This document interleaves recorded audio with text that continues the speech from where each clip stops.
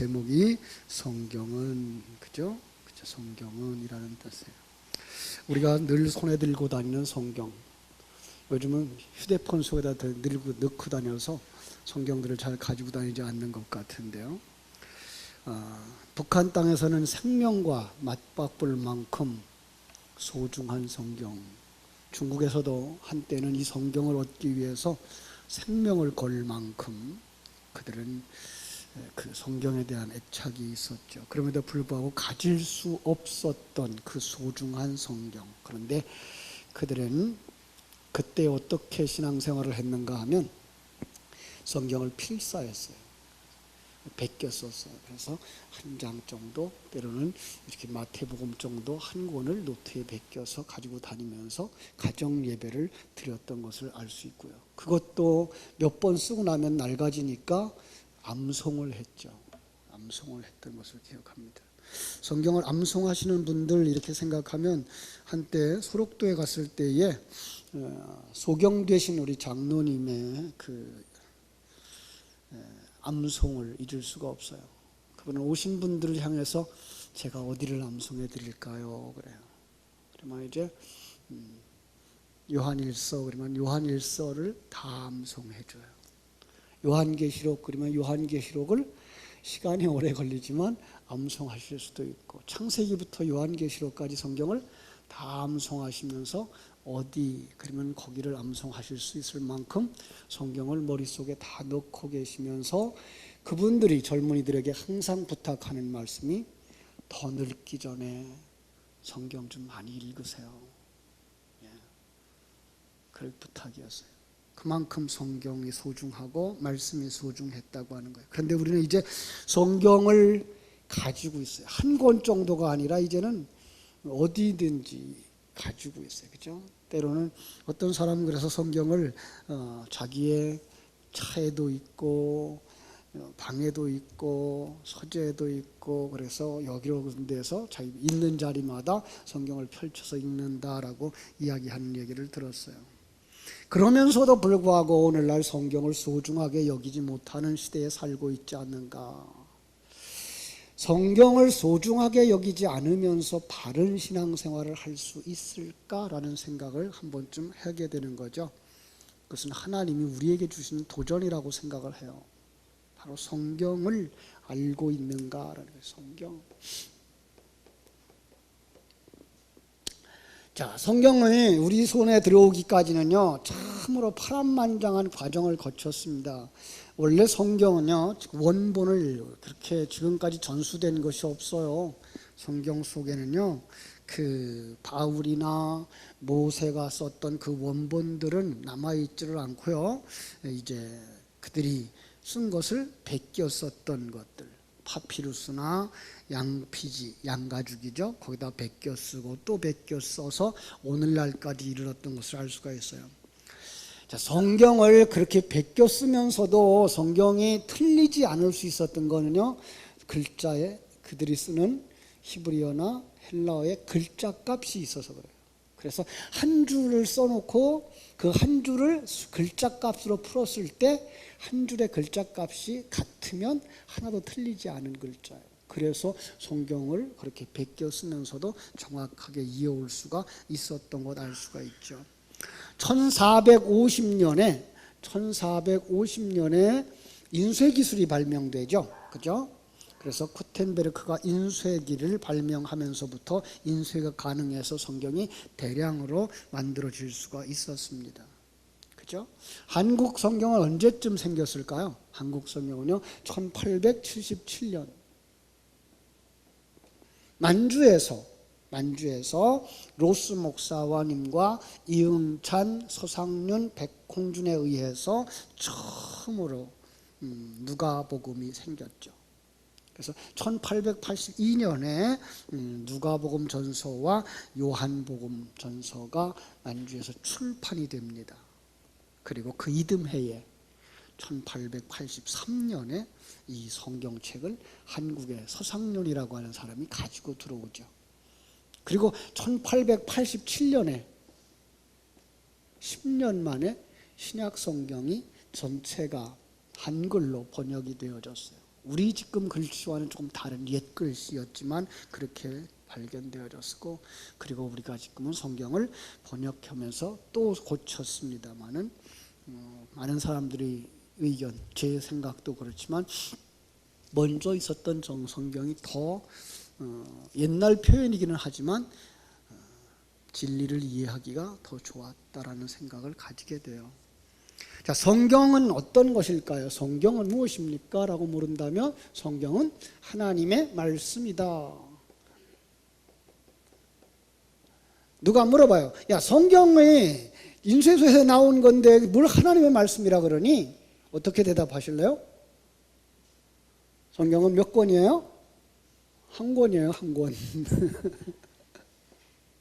한 권인데 그 속에 몇 처로 나눠졌어요? 66권으로 나눠졌어요. 그렇죠? 몇 사람이 썼을까요? 보통 36명 이상의 사람이 썼다 그래요. 몇 년 동안 걸렸어요? 1600년 동안. 예. 그런데 여기는 왕도 썼고 심지어는 목동도 썼고 의사도 썼고 어부도 썼어요. 각양의 사람들이 각각 다른 지방에서 성경을 썼는데 그것이 뭐예요? 한 이야기를 하고 있어요. 하나의 구원론을 이야기하고 있어요. 그래서 많은 사람들이 이야기하죠. 그거는요, 성령의 감동을 받아서 그렇게 된 거예요. 그분이 배후에서 그 36명 이상의 사람들에게 계속 영향을 주었기 때문에 그 영향을 받은 그 사람들은 그것을 하나의 이야기로 써낼 수가 있었던 거예요. 자, 그러면 그 한 분, 그분이 영향을 끼쳤던 그분은 하나의 이야기를 하기 위해서 몇 년은 살아 있어야 돼요? 1600년 이상은 살아 계셔야 되죠. 그분은 누구밖에 없어요? 하나님밖에 없죠. 그렇죠? 그래서 성경은 하나님의 말씀이다라고 말할 수 있는 거예요. 근데 실제로 성경을 제가 해석하는 것처럼 축자 영감서를 쓰고요, 예표적인 해석을 하다 보면 이건 너무나 놀라운 거예요. 어떻게 그 단어를 거기서 썼는데 이분이 그 단어를 똑같이 갖다 쓴 거예요. 예. 아주 쉬운 얘기로 뱀의 이야기죠. 뱀. 요한 그 창세기에 나오는 에덴 동산에서의 뱀의 이야기. 모세가 썼지만 이제 출애굽에 나오는 뱀의 이야기, 광야에서 나오는 뱀의 이야기. 그런데 요한복음에 나오는 뱀의 이야기. 예. 결국은 성경을 쭉 흘러가고 있는데 뱀의 이야기를 통해서 성경은 시작에서부터 끝까지 사단이 자기가 왕 노릇하도록 만드는 그 사건들을 하나님이 왕인 것을 인정하지 못하게 만드는 싸움으로 만들어가고 있는 것을 우리가 알게 하는 거예요. 너무나 놀라운 것인 것을 우리가 발견하게 되는 거죠. 그렇죠? 그래서 성경은 우리가 말합니다. 단순한 옛사람의 이야기나 인물, 그죠? 인물 그 위인전이 아니다. 소설이 아니다. 성령의 감동을 받은 사람들이 기록한 정확무호한 하나님의 말씀이다. 믿습니까?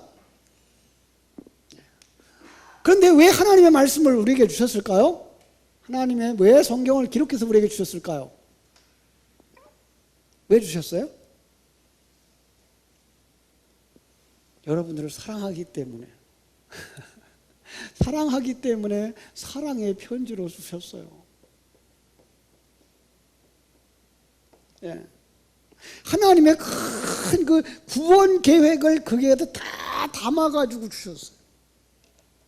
그래서 성경을 읽고 성경을 연구하고 하나님 앞에 영광 돌리는 많은 사람들 속에는 정말 큰 은혜에 대하여서, 그죠? 하나님의 사랑에 대하여서 깜짝 놀라고 감동하고 감격할 수밖에 없는 거죠. 그런데 이게 아무한테나 다 열려지질 않아요. 아무나 깨달을 수 있는 건 아니에요. 그냥 책을 읽는다고 깨달아지는 책이 아니에요. 이게 어려워요. 고린도전서 2장 10절에 보면은요, 고린도전서 2장 10절에 보면은요, 이렇게 말씀하고 있어요. 오직 하나님의 성령으로 하나님이 성령으로 이것을 우리에게 보이셨으니 성령은 모든 것 곧 하나님의 깊은 것이라도 통달하시느니라. 그러니까 성경을 주시면서 이 성경을 그릇으로 주셨다는 거예요. 그릇에는 뭐를 담겨졌죠? 담겨진 내용이 있는 거예요. 그게 뭐예요? 진리가 담긴 거예요. 그런데 사람들의 눈에는 그 안에 담겨진 진리가 보이지 아니하고 뭐만 보여요?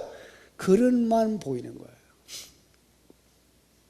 수박은 파란 것이 수박일까요? 빨간 것이 수박일까요?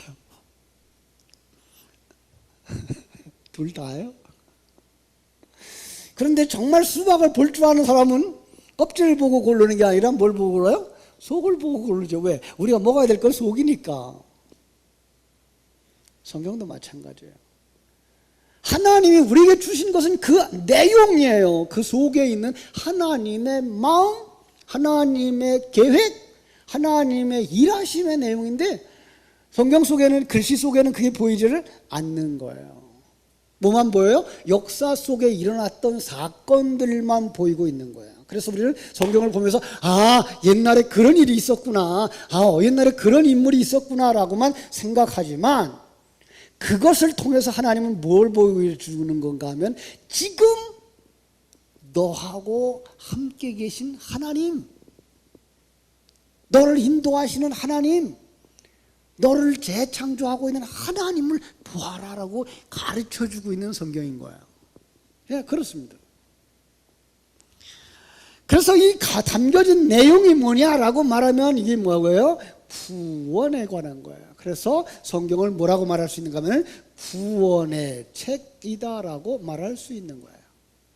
자, 하나님의 말씀이라 그랬어요. 사랑의 편지라 그랬어요. 세 번째로 구원의 책이다라고 말씀할 수 있는 거예요. 그렇죠? 무수한 세상의 책들이 있어요. 그 책들에게 속에 내용이 있죠. 책들은 길이다라고 말하죠. 그래서 거기서 인생의 길을 제시해 주기 때문이죠. 그런데 성경은 인생의 길만 가르쳐 주는 게 아니고 영생의 길을 가르쳐 주시는 거죠. 그죠? 그런데 놀라운 건 세상의 그 어떤 책도 인간의 영생에 관한 것을 가르쳐 주는 책이 없어요. 하나님의 나라를 이야기해 주는 책이 없어요. 하나님에게로 가는 길을 가르쳐 주는 책이 없어요. 오직 하나, 성경. 예. 그래서 성경은 소중한 거예요. 그렇죠? 성경은 그래서 우리에게 무엇을 가르쳐 주시는가 하면 성경 속에서 우리가 내가 누군가를 보여줘요. 그렇죠? 나의 정체성을 보여주는데요. 내가 누굴까요? 첫 번째로 나는 죄라고 하는 것들을 가지고 있는 사람, 그렇죠? 죄인인 줄 알게 하는 책이에요. 그러니까 성경을 보면서 내가 죄인이구나를 알려주는 거예요. 그런데 이 죄는요, 세상 사람들이 말하고 있는 윤리 도덕을 이야기하는 게 아니에요.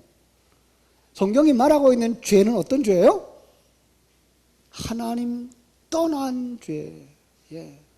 하나님의 생명이 없는 죄, 하나님의 생명대로 살지 못하는 것, 바로 그것이에요. 하나님의 생명이 없는 거예요. 그럼 죄라고 하는 것을 또 다른 말로 말하면 뭐예요? 죄인이 되자 성경 속에는 이 사람의 모습을 어떤 그림으로 그려줘요? 죽었다라고 말해요. 예. 죄인의 모습을 또다시 이겨서 소경이다라고 말하고 있어요. 안진뱅이라는 말도 써요. 안진뱅이라는 원어를 제가 설명해 드렸어요. 안진뱅이라는 원어는 뭐가 있다고요? 뭐가 없다고요? 다리가 없다는 의미가 있어요. 다리 없으면 어떻게 돼요? 땅에 붙어 있는 거죠. 땅에 속한 자라는 의미예요. 땅에 속한 자라는 의미. 또 하나, 감각이 없는 사람을 무슨 환자라고 그래요? 문둥병자. 이제 잘하시네요.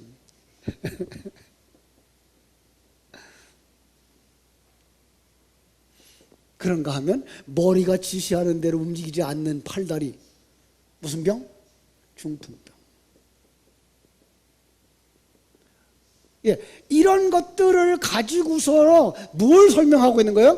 하나님과 연결이 안 되어져 있는 죄인의 모습을 가르쳐주는 거예요. 여기서 벗어나는 길, 그 뭐예요? 방법, 예수 그리스도.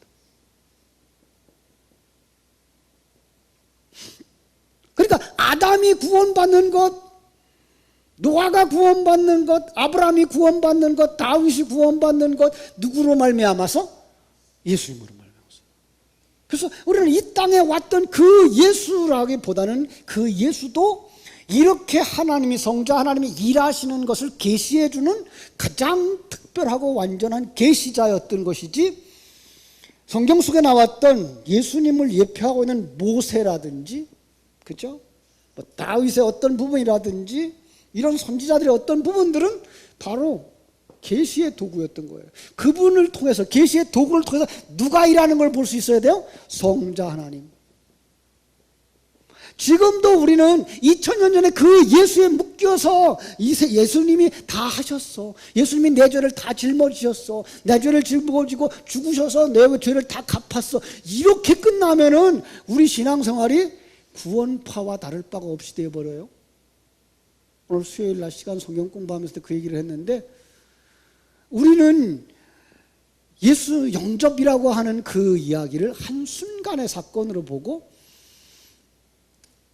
죽음과 부활을 한순간의 사건으로 봐요. 너무나 이걸 짧게 봐요. 그런데 성경이 가르쳐주고 있는 그림은 이 죽음과 부활을 나의 일생 다하여, 예수님의 생명을 가진 그날부터 내 옛사람은 점점 죽어가는 것이고 내 새사람은 부활로 완성되어져 가는 것이다 라는 사실을 아실 때에 우리 신앙생활하는 오늘이 소중하고, 매일 매 순간 우리는 사단의 공격을 받는 자인 걸 깨달아 알고, 사단의 시험에 든 자인 걸 깨달아 알고, 거기서 이기는 방법이 무엇일까를 연구하고 경건한 생활을 하게 되고, 예배하는 생활을 하게 되고, 기도하는 생활을 하게 되고, 주님 앞에 나와서 교제하는 삶을 살게 되는 거예요. 여기에 생명이 있는 거예요. 근데 우린 너무나 쉽게 예수님이 하셨어, 예수님이 저주를 받았어, 우리 죄를 다 짊어지고 죽었어, 그래서 우리는 뭐만 받으면 안 돼요? 우리는 복만 받으면 되고 구원만 받으면 되는 이런 어리석은 생각을 가지고 있는 거죠. 이건 아니에요. 예수 그리스도는 지금 여러분들을 품으시고 여러분과 함께 십자가에서 자기 부인의 길을 가시고 계시다는 사실을 우리는 알아야 되는 거죠. 뿐만 아니라 그 성령이 주시는 말씀, 진리의 말씀이 우리 속에서 생명이 되어지도록 이렇게 예배를 통해서 살아나고, 이 예배에 들은 말씀을 되새김질함으로써 그 진리가 우리 속에서 생명이 되어져 살아가게 되는 그 신앙을 이어가게 만드는 거죠. 그래서 우리는 매일 매 순간 우리는 씨름하게 되고, 매일 매 순간 우리는 시험에 들지 않기를 위해서 경건한 삶을 살아야 될 이유가 여기에 있는 거죠. 예수 그리스도로 말미암아서. 그렇죠? 이 죄를 해결하지 못하면 어떻게 될까요? 성경은 뭐라고 말했어요? 죄의 삭은 사망이라고 말하고 있어요. 죽은 자가 또 사망해요? 예. 요 사망은 어디에 가는 거예요? 지옥에 가는 거예요. 예. 여러분은 죽은 자일까요? 산 자일까요? 여러분들은 산 자예요. 왜? 예수 생명을 가졌으니까. 다는 아닐지도 몰라요. 그래서 우리 맨날 자기를 점검해 봐야 돼요. 예. 그런데 아직도 우리는 뭐가 붙어 있어요? 이 죽은 시체가 붙어 있어요. 그리고 이 시체는 자꾸만 세상의 유혹을 따라가려고 그래요. 세상 것. 그래서 우리가 뭐예요? 옛사람에게 너무 속아 넘어가는 경우가 많은 거예요. 그래서 우리가 뭐가 필요해요? 예배가 필요하고 진리의 말씀을 듣는 게 필요한 거예요. 그러지 않으면 이 시체가 안 떨어져 나가요. 그걸 갖다가 바울은 뭐라 그랬어요?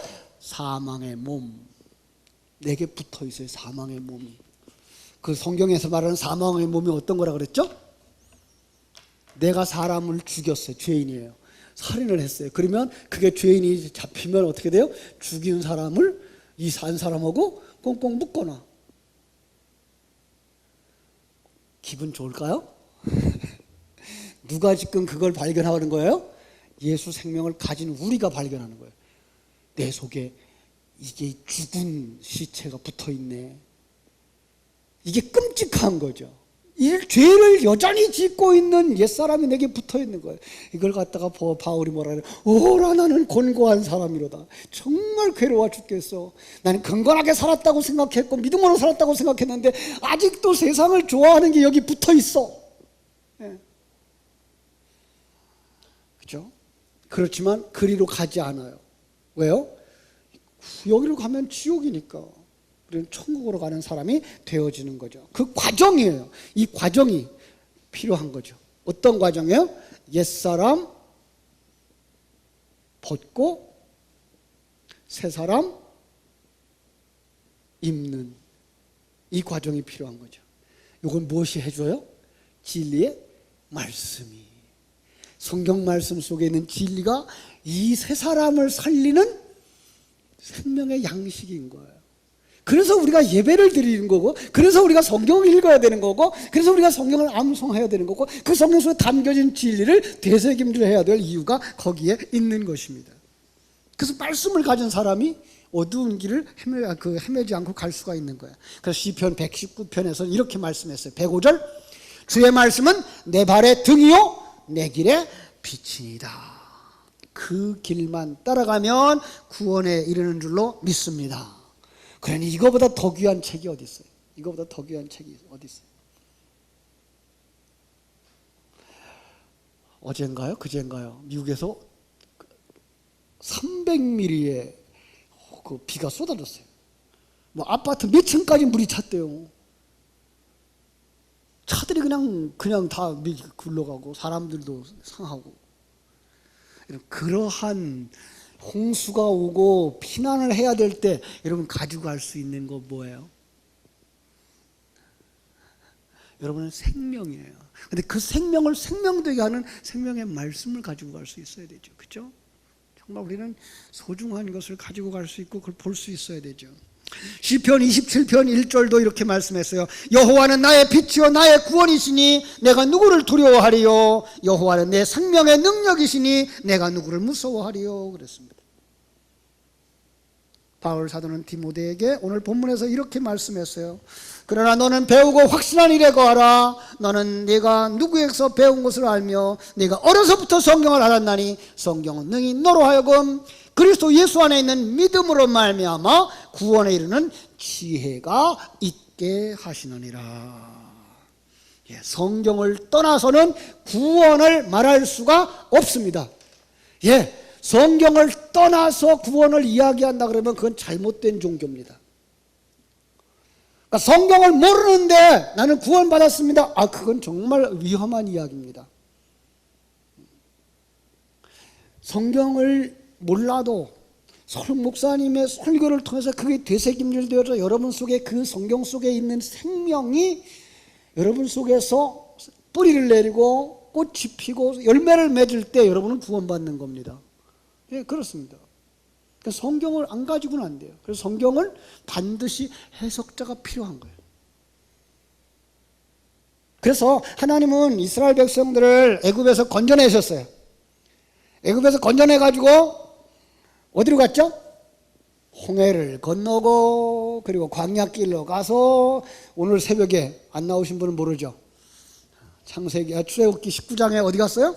시내산에 갔어요. 요즘 새벽 예배 잘 안 나와. 왜? 다시 깹시다. 응? 특별 새벽 기도에는 그런 대로 자리를 채워주시더니 요즘은 새벽에 안 나오시려고 그래. 이제 그게 훈련이 되셨으면 새벽을 깨우셔요. 오늘 새벽에 출애굽기 19장을 말씀을 나눴는데 그들이 시내산에 올라갔어요. 근데 시내산에서 하나님이 그들에게 뭘 줘요? 십계명을 주시죠. 근데 십계명의 내용이 뭘까요? 십계명. 그들이 그 당시에는요, 우리가 생각하는 것처럼 이렇게 글씨를 주어서 글씨를 읽을 수 있는 시대가 아니었어요. 여러분, 우리 한국 사람들도 글씨를 가진 적이 그렇게 오래되지 않았다는 거 아시죠? 전에는 중국에 있는 한자를 가져다 썼죠. 이두문자라고 그래서 그 음을 붙여서 썼고. 근데 그 당시에도 그랬어요. 그런데 그 한자도 그것도 상형 문자예요. 처음에는 뭐예요? 읽으라고 준 그림이 아니고 보고서 뭔지 알라고 주는 거예요. 이 십계명도 마찬가지예요. 여기 십계명의 내용도 처음에는 글씨를 보고 그게 무엇을 담아서 준 건지를 알라고 가르쳐 줬어요. 그래서 모세가 개인 교수를 받았잖아요. 하나님 앞에 가서 과외 공부했어요. 며칠? 40일 동안. 그래서 40일 동안 과외 공부해가지고 그 상형 문자의 내용이 뭔지를 다 가지고 왔어요. 그래서요, 모세가 내려와서 그걸 펼칠 때는 그게 빛이 나게 되어 있어요. 그걸 그 성경은 모세의 얼굴에서 빛이 났다 그랬는데 실상은 그 십계명 말씀이 빛으로 드러나는 거예요. 그리고 강론을 마치면 뭐예요? 수건으로 덮였다 그랬는데 그 빛이 사라지는 거죠. 그러니까 그것을 풀어서 해칠 때에만 그 속에는 진리가 나오는 거예요. 진리. 왜 그 진리를 빛이라고 표현했죠? 빛은 뭐예요? 영적 세계의 이야기. 이 세상은 뭐라고요? 어두움. 그러니까 모세가 설교를 할 때만 빛의 세계가 보여지는 거예요. 설교를 끝나면 그냥 글씨만 보이는 거예요. 성경도 마찬가지예요. 그래서 이사야에게 주신 말씀이나 예수님이 마태복음 13장에서 비유로 하신 말씀이나 모두가 다 뭐예요? 그것을 본대로 안다고요? 보아도 알지 못하는 거예요. 비유는 들어도 깨닫지 못하는 거예요. 왜요? 닫혀진 책이에요, 성경은. 누군가가 그걸 풀어서 해석해 줄 때만 그 속에서 빛이 나는 거예요. 하늘 얘기가 나오는 거예요. 하나님의 생명의 이야기가 나오는 거예요. 그러니까 설교는 세상 이야기를 하는 게 아니고 실상은 하늘나라의 이야기를 해주는 거죠. 하나님의 존재에 대한 이야기를 해주고 우리가 그 앞에 비춰질 때 우리는 죄인이라는 것, 죽은 자였다는 것 드러나게 해주고 거기서부터 우리를 구원하시기 위한 하나님의 계획이 있다는 사실, 그 하나님의 사랑에 대하여 이야기해주고 그 구원에 대하여 이야기해줌으로 말미암아서 우리의 눈이 조금씩 열려지고 우리의 감각이 조금씩 살아나고, 그죠? 그래서 우리가 예배당에만 하나님 계신 게 아니라 내가 살아가는 삶의 현장에도 하나님이 같이 계신 것이 느껴지고, 좋은 일이 있을 때만 하나님이 함께 하시는 것이 아니라 어려운 일을 당했을 때도 하나님이 함께 하시는 것이 느껴지는 사람으로 변화되어져 가는 거예요. 여러분 다 그러고 있죠? 그러지 않으면요, 한번 자기를 점검해 보셔야 돼요. 내가 정말 하나님의 생명을 가진 사람인가? 아니, 성경은 우리의 모든 순간에 하나님이 우리와 함께하고 있다 그러는데 왜 나는 그게 안 느껴지지? 그분이 빛인데 내가 저 어두움의 일을 행하면서 왜 이 어두움에 대한 생각이 없고 빛에 대한 욕망이 없지? 자기를 점검해 보셔야 되는 거예요. 그죠? 그렇게 우리의 눈을 닦아주고 감각을 살려주는 책이 뭐예요? 성경. 성경은 그 속에 진리가 담겨져 있는 거예요. 그렇죠? 자, 그런데 사람들이 이게 안 들려요. 안 보여요. 한번 성경을 찾아볼게요. 요한복음 5장 39절. 자, 요한복음 5장 39절로 갑니다. 5장 39절, 40절 두 절만 볼게요. 제 성경책 151쪽. 요즘 묵상하는 부분인데요. 같이 한번 읽어요. 시작. 너희가 성경에서 영생을 얻는 줄 생각하고 성경을 연구하거니와 이 성경이 곧 내게 대하여 증언하는 것이니라. 그러나 너희가 영생을 얻기 위하여 내게 오기를 원하지 아니하는도다. 오, 이런 법이 어디 있대요? 참 어려운 말이죠. 그죠? 아까 이야기했던 마태복음 13장에 있었던 이야기와 거의 같은 얘기예요. 비유로 말씀을 하는 이유가 뭐였다고요? 보아도 보지 못하고 들어도 듣지 못하고 깨닫지 못하게 하기 위한 거예요. 닫혀진 책이에요. 성경은 그러니까 세상적인 지식, 세상적인 관점으로 읽어서는 해석이 안 되는 책. 여러분, 그래서 주의 종들이 신학을 7년이나 공부하고 10년이나 공부하는 이유가 여기에 있는 거예요. 그걸 글자 그대로 문장을 해석을 하려면 그건 신학교 안 가도 해요. 신학을 7년씩이나 10년씩이나 하는 이유가 뭐라고요? 그 속에 담겨져 있는 진리를, 성경은 어떻게 풀어 해석을 해줘야 되는가를 우리에게 공부하도록 했던 거죠. 그 속에 하늘나라의 비밀이 담겨진 거예요. 예수님이 그걸 우리에게 한 예로 들어서 풀어주었어요. 마태복음 22장으로 가요. 마태복음 22장 34절. 마태복음 22장 34절 찾으셨어요? 22장 34절. 다 읽을 필요는 없고요. 36절 보겠어요. 선생님, 율법 중에서 어느 계명이 큽니까? 여러분, 율법 중에 어느 계명이 크고 어느 계명이 작아요? 이것도 세상적인 관점이에요. 그랬더니 예수님이 하시는 말씀, 내 마음을 다하고 목숨을 다하고 뜻을 다하여 주 너의 하나님을 사랑하라 하셨으니 이것이 크고 첫째 되는 계명이요, 둘째도 그와 같으니 내 이웃을 내 자신과 같이 사랑하라 하셨으니 이 두 계명이 온 율법과 선지자의 강령이니라. 자, 여기서 우리가 꼭 기억해야 되는 게 어떤 단어일까요? 사랑이라는 단어라 그래요. 사랑, 아가파오라는 단어를 썼어요. 우리는 보통 그렇게 말하죠. 아가페라는 말로 하고 있는데 그 원형은 아가파오예요.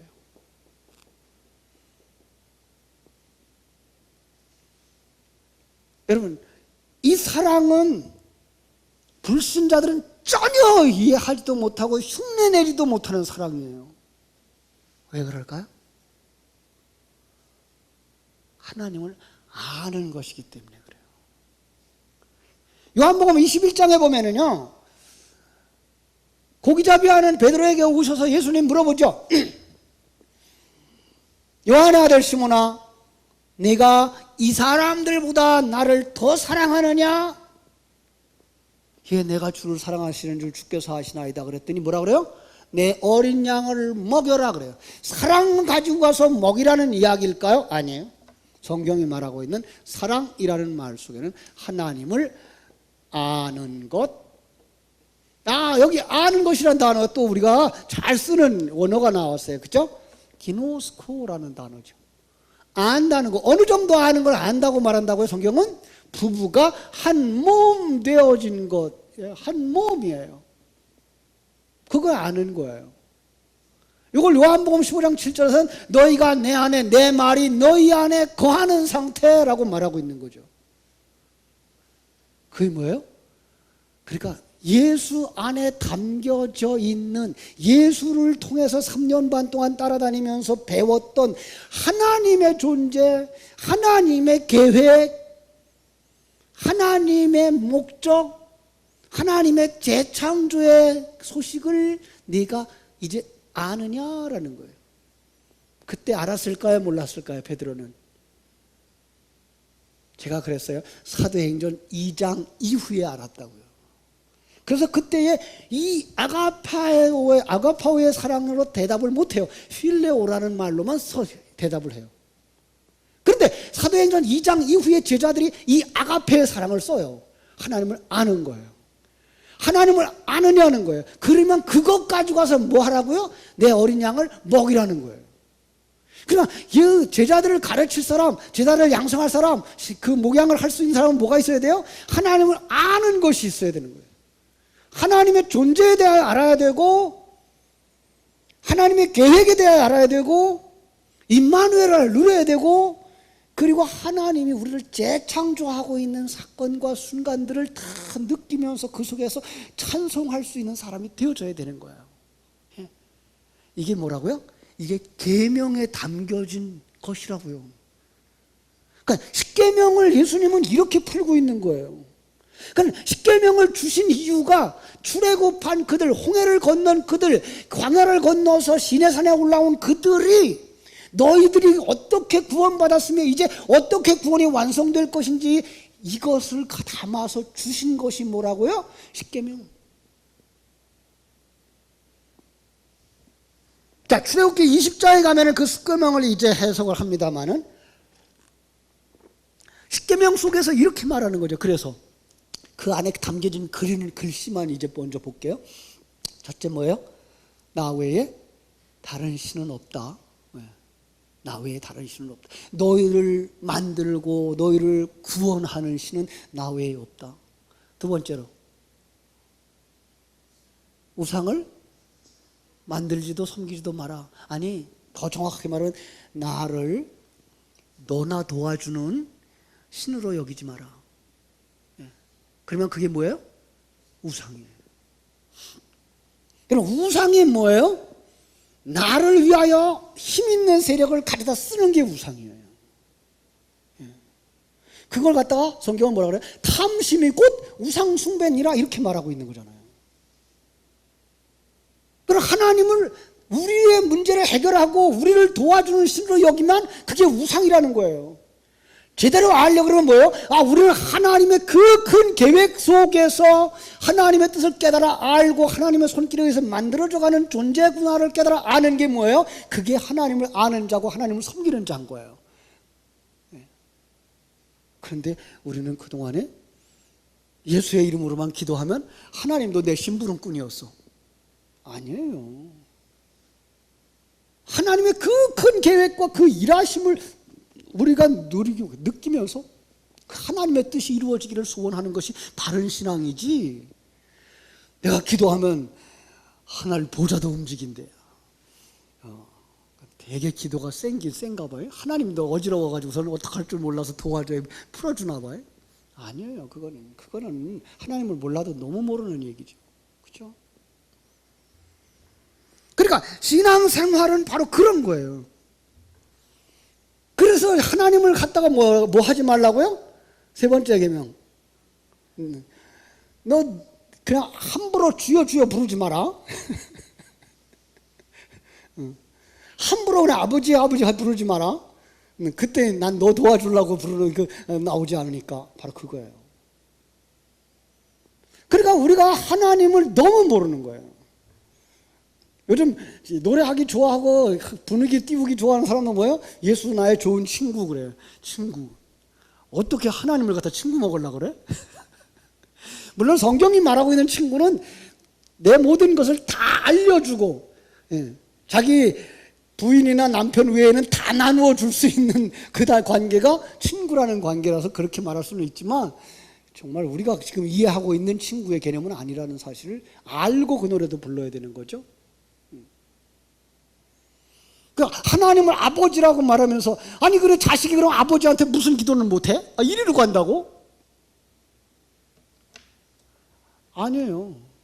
그건 하나님이 아버지가 되어줘서 자식에게 하나님 나라를 유업으로 주겠다고 하는 관계 속에서 우리가 아들 되어주는 거지, 난 아들이니까 아들로서 하나 아버지 거 다 줘 이렇게 요구할 수 있는 그런 관계로서의 아버지와 아들은 아니라는 사실을 우리는 알아야 되는 거죠.